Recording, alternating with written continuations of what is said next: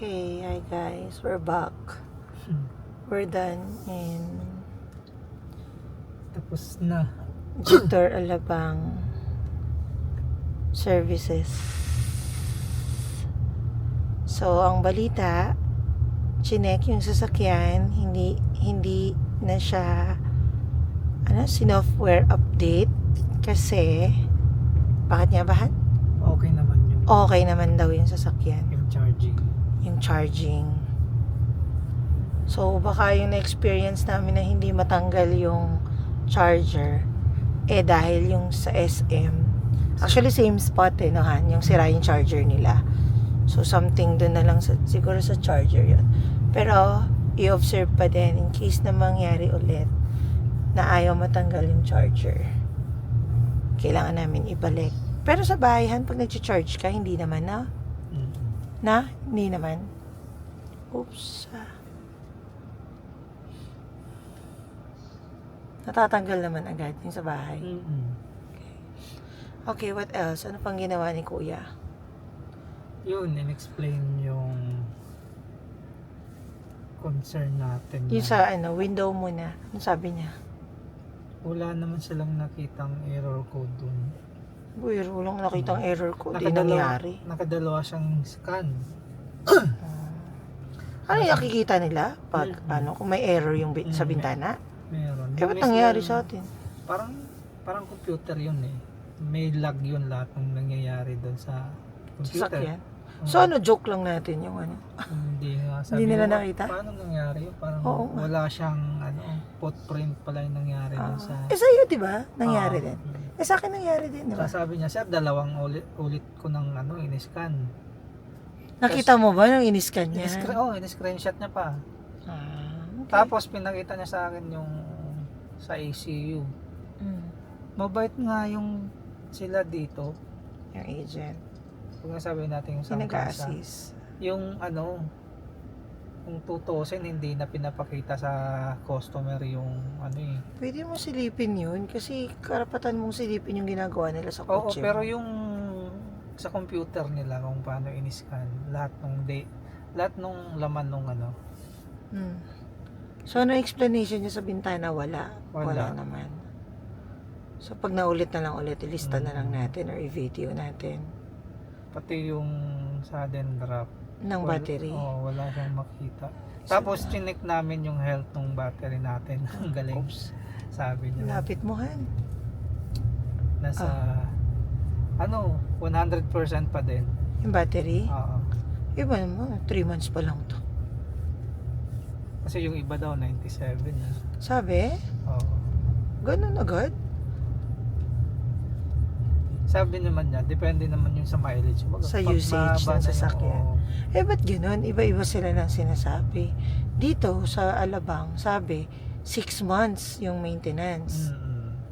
Tapos, Doon sa isa, kabila, sabihin natin, 1 year. sa kabila, 1 year daw ang bagong memo. Ba't iba-iba? Ano ba naman yan? Wala silang standard na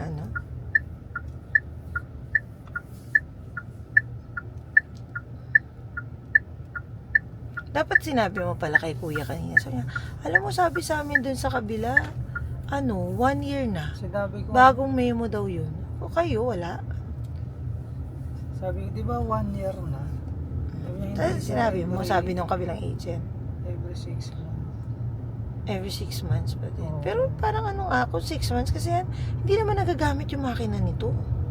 Every 6 Tama ba? months or 5,000, 10,000, Ilan na ba to? 1,000 pa lang to eh. Tagal-tagal pa to. Kaso lang yung 6 months ang na yun, sa May na yun. Oo nga, whichever comes first ba? Pero pwede siguro 1 year, Han. Kasi di ba magkano din? 7,000? 6 to 7. Oo.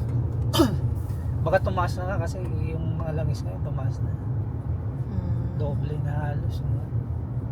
Ay, yun lang. Sa langis lang magta-times to yan. Pero yung nila, Service. labor, I think hindi naman nila dapat siguro taasan pa yun.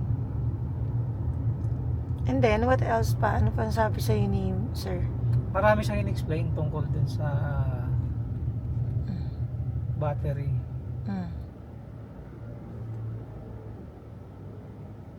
sabi niya kapag, kasi sinabi ko, sir, pwede bang makita yung per piece nung battery charge?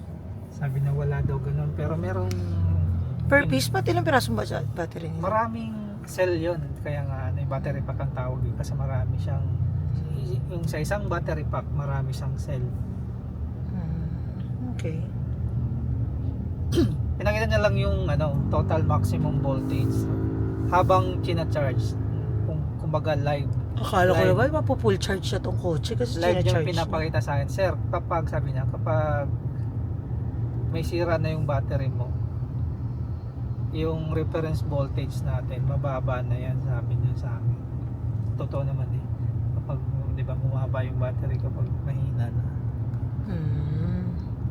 dun makikita sir kapag may bawa yung something na sa defect battery. na dun sa battery pack mo, pero so far wala naman. Siguro naman kasi 3 months pa na to. Then, ano pa update? Wala na, okay na. We're all done. So, makampante ka na niyan. Tsaka hindi naman kasi ito nilolong drive. Ilong drive nga natin to. Ay, pagdating nga pala ni ate, long drive nga pala. Gusto niya magbukasyon ng okay na, all good. Ang dami pa na kainan dito, anak ko. May McDo, Villa Familiano, Army Navy, Jollibee, walang kasawaang Jollibee. Dyan pala sa Saan? Evia? hindi dito sa ito kayo nandito. Saan yun? Saan ba yung nadaanan natin na kainan? Yung sinabi ni Ma'am Cherry dati na kung saan ako ibababa. Tapat ng Landers yun, ha? Tapos na ata yung Landers. Di pa ba? Lagpas na tayo sa Landers, ha? Nakita ko na kanina yung parking, eh. Ayaw nga ito. Oo. Oops, ah. Ang sunod na nito, Evia. Yung pala yung nandun. Ay, teka, message ko nga sila Kati. Sabihin ko po, punta tayong Evia. Baka pwede silang sumunod. Sino? Sila Kati.